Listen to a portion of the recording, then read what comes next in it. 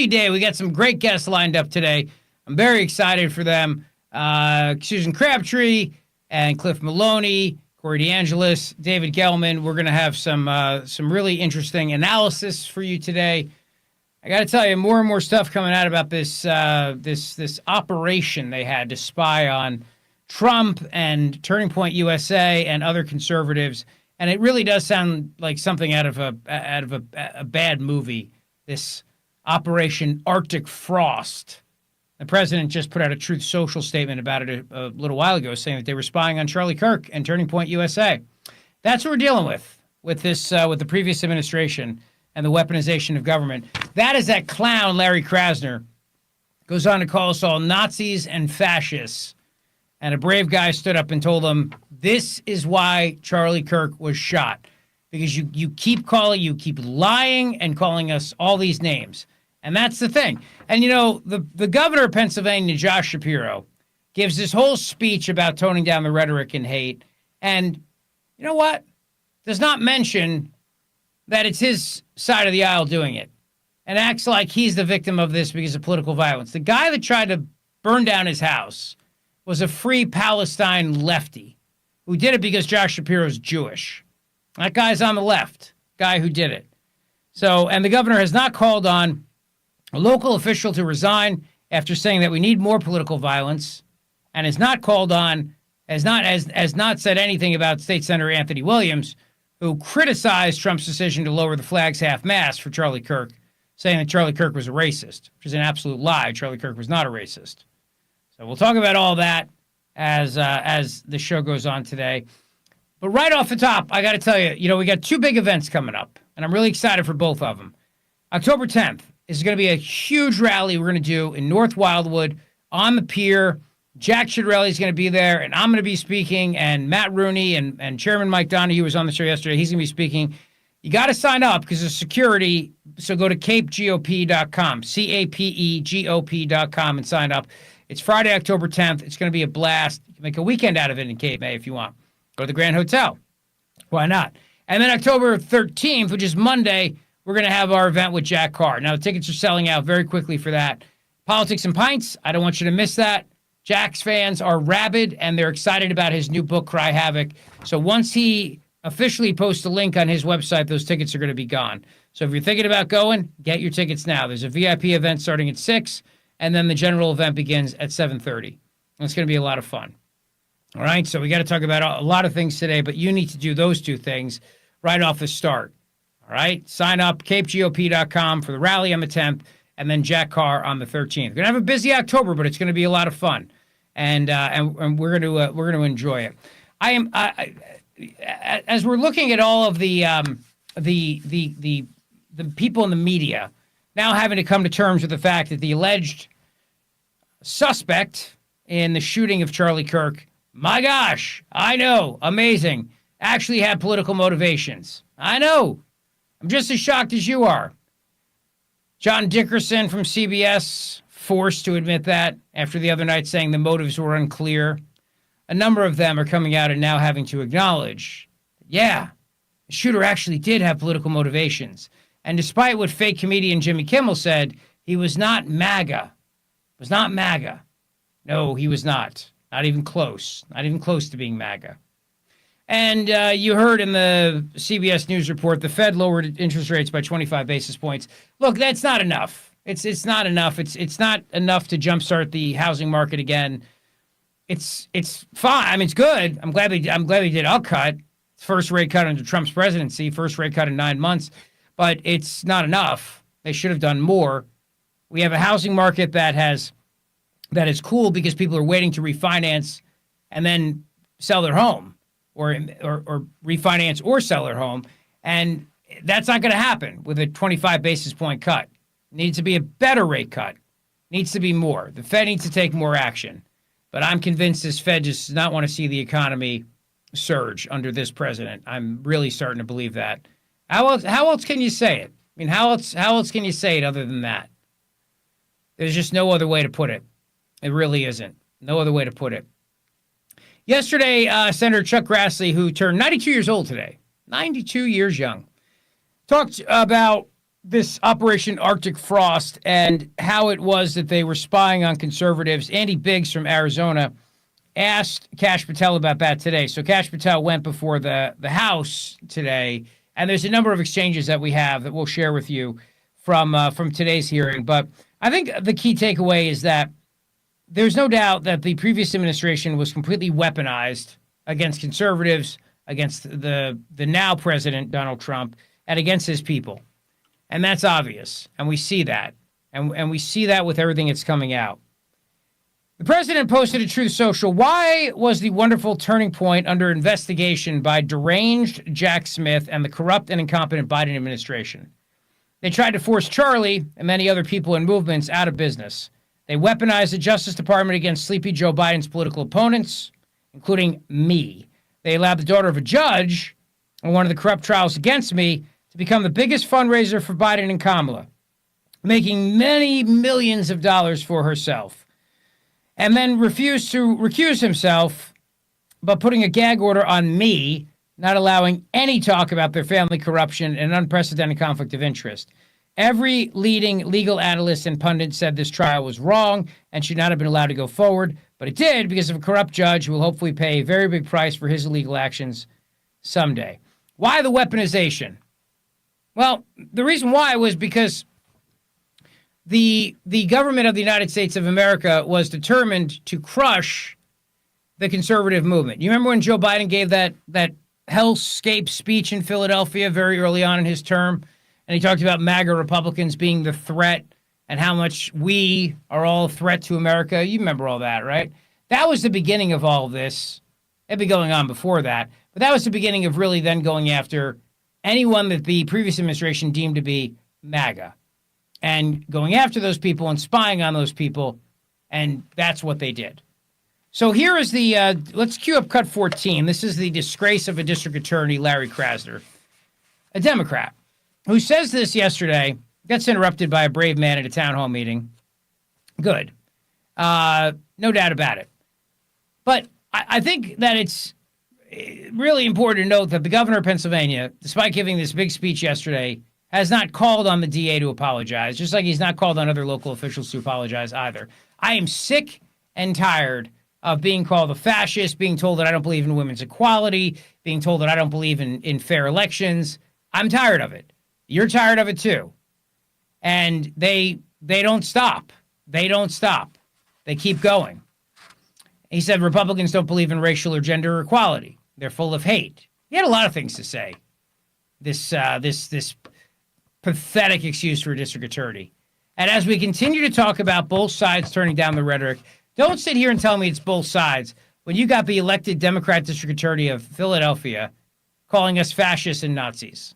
And I'm sick and tired of it. I really am. I'm sick and tired of it. This is cut 14. Actually, let's do this. Let's start with cut 13, and then we'll go to cut 14. This is cut 13 from an NBC News 10 report. Take a listen. Philadelphia District Attorney Larry Krasner holding a town hall right now. He is preparing for the possibility of the Trump administration ordering National Guard troops to the city. But there has already been a big interruption. Listen. Equality is a, quote, degenerate notion, unquote. Stop holding us back. That's why Charlie Kirk died. You're demonizing. That's a disgrace.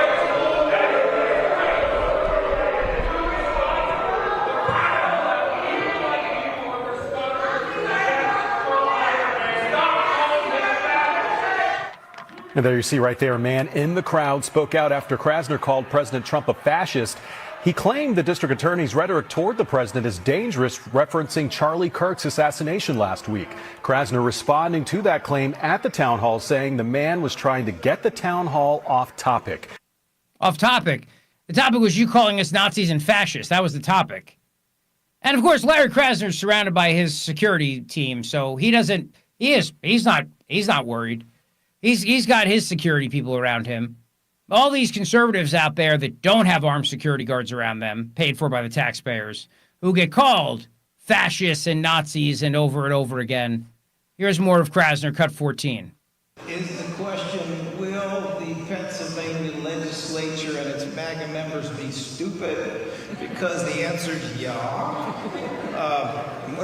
Fascists going to be fascists. What can I say? the effort to impeach me, not the most important topic, but it was simply an early sign that there is an ongoing effort to erase the votes of Philadelphians, that we know whose votes they are, and we are seeing efforts to erase the votes of black and brown people and broke people, Democrats and liberals. We're seeing those efforts all over the country in terms of gerrymandering, in terms of coming up with the kinds of requirements that were so effective at stopping Americans from voting. It all kind of keeps just coming back to the same thing, doesn't it? You know, the fundamental premise of the United States is supposed to be that all people are created equal. It's a deep belief in equality. These people don't believe in equality at all. They don't believe in equality of votes. They don't believe in racial equality. They don't believe in gender equality. They're absolutely just as hateful towards women as they are on the issue of race. These are people who agree with Adolf Hitler when he said that equality is a, quote, degenerate notion, unquote. Stop holding the fact. That's why Charlie Kirk died. You're demonizing him.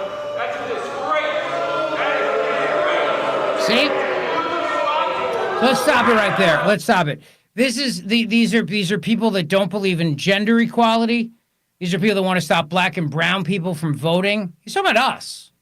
That's what he's saying. These are people that believe Adolf Hitler was right.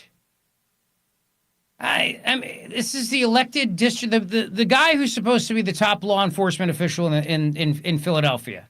Now, obviously, he's not, because he doesn't enforce the law. He doesn't believe in enforcing the law. Did Josh Shapiro call him out? Nope.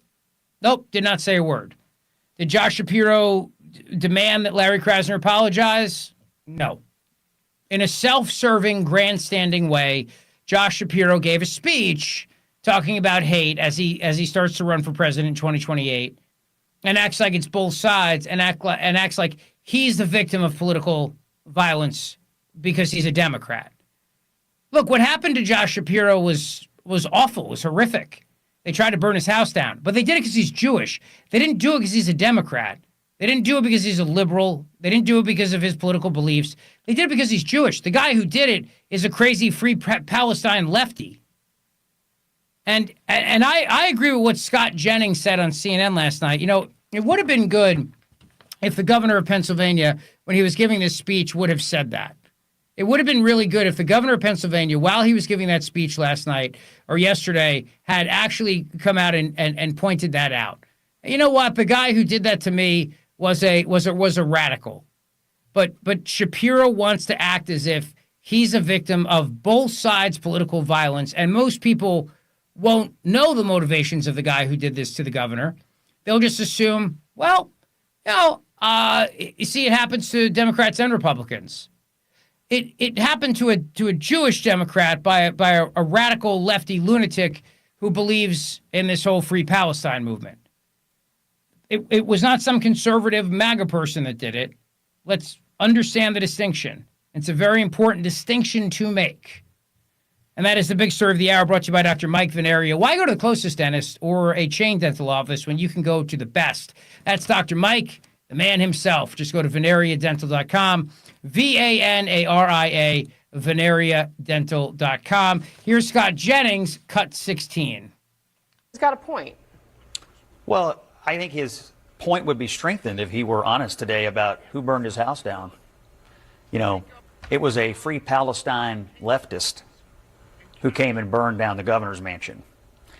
He left that out. He left that out of his tweet today, and he's talking about cherry-picking political violence, and we're talking about where there might be political violence. The violence against the governor of Pennsylvania and his family came from the left. And so I think, look, I think there's a rush by Democrats who want to be president in 2028 to try to turn, somehow Donald Trump's friend gets shot, and now everybody wants to blame Donald Trump for it. I guess that's what you have to do to get elected president as a Democrat. We are not doing that sitting here, okay? And Kate, I'm please sorry. go ahead. Is that not what's happening? The governor's People are point. The governor's point is that it doesn't matter where the violence came from. I think it might. Should be condemned. Shouldn't it matter So the motivations of the people? It should be condemned regardless. Is the entire point of his speech. Don't So you to care sit about here- the motivations? To sit here and suggest that somehow him not mentioning it was some sort of sleight of hand, Of course it to try is. to make it seem like it was. I don't someone think else's his fault. political party You would missed accept the it. entire point of what he was saying, and it's a message that's badly, badly needed in this country at this moment. Look, I think that if we cannot be honest, If I were him and somebody tried to burn my house down, I think I'd be honest about who did it and why they did it. And it would matter for people to know that, would it not? You know, the thing about political correctness is it gets you nowhere in life. It gets you nowhere. You could be politically correct and say both sides. You could be politically correct and say Democrats and Republicans. They both need to tone down the rhetoric. You can play that politically correct game if you want to, but it's not going to get us anywhere. It's not going to solve the problem. It's not going to move the ball down the field. That's a sports analogy. It's not going to get us closer to the end zone. Sports analogy. It's not going to get us there. If you want to get us there, you have to call out what is happening, and then the party that gives safe harbor to extremists and whack jobs, that party needs to do something about it. And Josh Shapiro could have easily said, my house is burned down by somebody with a radical leftist ideology. And that has no place in the Democrat Party, and it's time for the Democrat Party to be honest about that and root it out. But he wants to win the primary for president. Just the same reason why Kathy Hochul endorsed Zoran Mamdani. She doesn't like Zoran Mamdani. He's already said he's not going to back her for re-election for governor. Talk about karma. But she's doing that for her political future. She's doing that to avoid a primary in New York State because Zoran Mamdani is about to become mayor. Unless something radical changes, unless something drastic changes, he's going to become mayor, and the guy's going to have an enormous amount of political power. So that's the reason why these Democrats are afraid to actually call out what's happening. You've noticed now, since Charlie Kirk has been assassinated, there has not been one instance of a city being set on fire. There has not been a federal building that's been burned down. Nobody's thrown a Molotov cocktail at a Wendy's. Nobody's thrown a Molotov cocktail into a police car. Nobody has done any of these things. None of these things. They've lit candles. On October 10th in Wildwood, when we do our rally, we're gonna do a cell phone candlelight vigil. So we're gonna turn our phones on the flashlight mode so that we can do a vigil to honor Charlie, like I'm doing right now if you're watching on our YouTube chat at 1210 WPHD. That's what we're gonna do on October 10th. But you're not going to see any violence and you're not going to see any destruction for the reason that that's not what conservatives do. We don't do that. It's not what we do. And if they're but Shapiro, to win, he can act like a centrist, he can pretend, but he still needs those votes. And there's a lot of crazy people in his party, and he's already got to deal with the fact that he's Jewish in a party that has embraced anti-Semitism and this anti-Israel movement, and this free Palestine, river to the sea, free Gaza, all their other nonsense. He's already got to contend with that, and the anti-Semitism in the ranks of the Democrat Party. So he's got a double problem.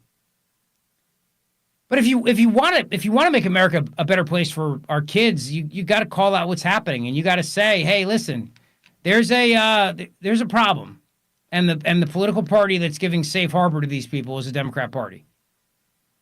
And then the Democrat Party, brave Democrats should come out and say, I don't want their votes. And if they all did that, and if they acknowledge that the lunatics in the squad are part of the problem with their comments, Ilhan Omar, Rashida Tlaib, AOC, and the others, if they acknowledge all these things, they acknowledge the hatred by Jasmine Crockett, if they did those things, then it would be a sincere effort to say, we need to do better, and we need to acknowledge that the problem, it lies within our base. And that we have spent too many years now going all the way back to Biden in Philadelphia, yelling at Independence Hall about how MAGA extremists are destroying democracy and are a threat to America and blah, blah, blah. Go a long way towards that. They're not going to do it. They have no interest in doing it. They won't do it. But it would be impressive if they did. It really would. It'd be incredibly impressive. Don't hold your breath. Don't hold your breath. Gavin Newsom won't do it. They'll say the obligatory politically correct, well, both sides. Both sides. They'll say those things. And then by implication, they'll act like they're saying that they're party too. But what they really mean is, I'm not going to acknowledge that there's crazy people in the ranks. I'm just going to pretend like it's not happening.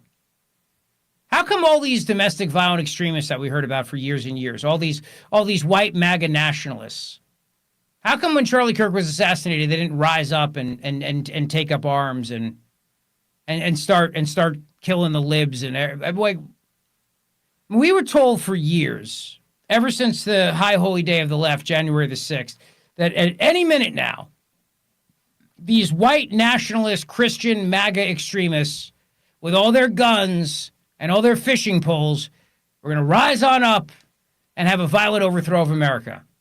Okay, Charlie Kirk was basically the most prominent conservative voice in America. Gunned down in cold blood at a public event. How come that hasn't happened? Because that's not what we do. That's not what we do. We light candles, we pray, we organize, and we get people out to vote. That's what we do. Now contrast that with what happened after George Floyd was murdered. And I know that there's somebody listening who's going to go, well, that's different because that was 400 years of systemic oppression or whatever other lie they want to tell. Whatever other lie they want to tell to justify, because they did back then. You remember the lesser Cuomo was justifying it back then? I love how Cuomo now tries to act like he's some sort of a different guy now. I don't forget. I don't forget what the lesser said back then. I don't forget all the people that justified the violence in the streets back then. I don't forget it. I don't forget Phil Murphy, the governor of New Jersey, breaking his own COVID protocols to march with people saying that, who am I to say when it's 400 years of systemic oppression that people should have to stay home? Like, really? COVID doesn't spread when people are marching against systemic oppression? Stop. Same thing with Governor Tom Wolf in Pennsylvania. And then all the Democrats who justified the billions of dollars in property damage that happened in the wake of George Floyd's death. If the Democrats want to win, if they want to be a party that can be a national party right now, then somebody brave is going to have to come along and confront this extremism in their ranks. And until they do, they're going to have this problem. But how do you become the Democrat nominee for president if you've got to get these people's votes? This is their big conundrum right now. Now, if they all banded together and said, we're just going to reject that fringe. We want that fringe to form their own party, and we want them out of our ranks.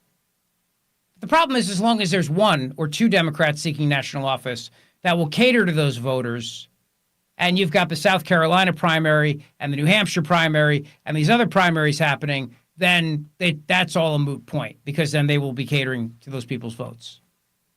And so everything I just said about Democrats then rejecting those people and telling them, go start your own political movement. We don't want you anymore. That won't happen. And then what will happen is that all those radicals will organize around the one Democrat who does embrace them, and that person will be the party's nominee. And that person will lose. Fine by me. I'm okay with that. I don't want them to win. But I'm just putting on my political analyst hat for you and telling you how they can get themselves out of this pickle that they're in. And pickle is certainly the understatement of the day. All right, coming up, Susan Crabtree is going to talk about yet more lapses in the United States Secret Service. And Spirit Airlines, a plane came too close to Air Force One? How does that happen? Talk Radio 1210 WPHG. Don't go away.